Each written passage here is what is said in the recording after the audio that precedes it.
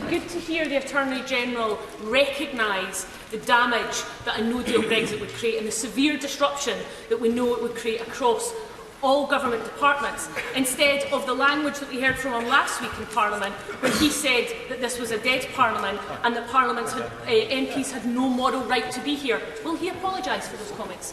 Certainly not. I stand by every one of them. When this Parliament assumes its responsibilities to pass a withdrawal agreement, then I might reconsider them, but certainly not at the moment. I say to the honourable lady, we may soon have a chance to assume those responsibilities if we can get a deal, from the European Union. I hope then to see her vote for it. However, we'll stand up for Parliament at all times. This Parliament, I completely respect the right of the attorney to his view.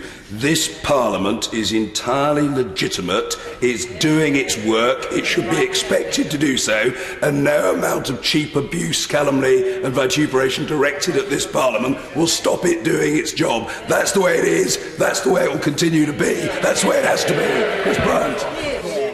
Can I just ask about extradition? Because obviously we rely on, in this country, being able to extradite people from other countries in Europe to face justice in this country, and we've relied on the European arrest warrant. But as I understand it, if there's no deal, 4 or 5 countries in the European Union have now stated categorically that they will not extradite to the UK.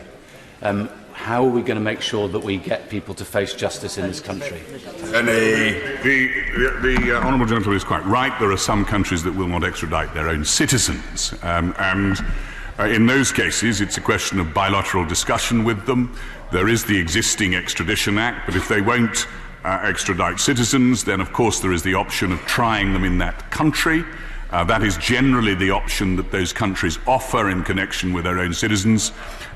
Exactly, and it presents considerable difficulty, as the honourable gentleman points out. But we will be having bilateral discussions with those countries, seeking to agree specific arrangements with them.